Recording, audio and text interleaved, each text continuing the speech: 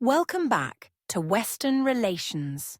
Today we're looking at Moldova, a small country caught between two worlds.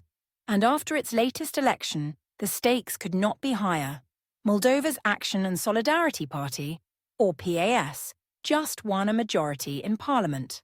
For President Maia Sandu, this is huge. It means the presidency, parliament and government are finally aligned behind the same vision, pulling Moldova closer to Europe. But don't be fooled. This victory came after a tense and messy campaign.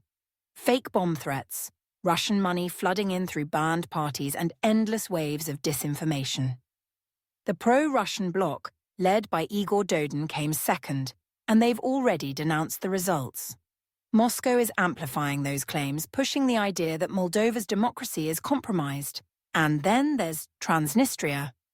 This strip of land along the Dniester River remains under Russian influence, with troops still stationed there. For Brussels, it's a problem. The EU doesn't like importing frozen conflicts. For Moscow, it's leverage, a pressure point it can use to destabilize Moldova just when the country needs stability most. So, will Moldova really join the EU?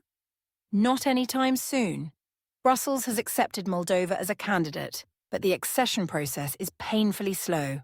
Every chapter of EU law has to be negotiated and approved by all member states. Even if Chisinau reforms quickly, Europe's own divisions could stall progress.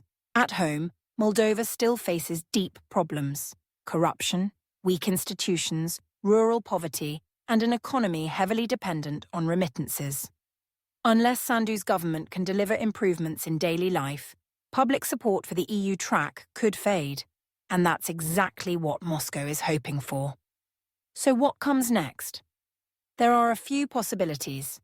Moldova could accelerate reforms and integrate faster than expected.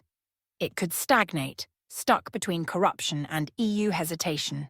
Or, in the worst case, conflict could flare in Transnistria. But perhaps the most realistic scenario is phased accession, joining Europe's single market and customs union first, before full membership. Russia, of course, won't sit back. Expect more disinformation, more protests, and more attempts to use energy or Transnistria as weapons. For the Kremlin, Moldova is another frontline in its battle with Europe. For the EU, this is about more than one small state.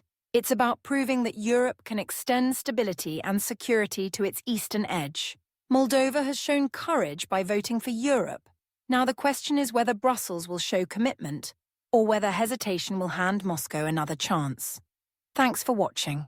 If you found this analysis useful, please like this video, subscribe to Western Relations, and visit westernrelations.com for more in-depth political analysis of Europe, America, and the world.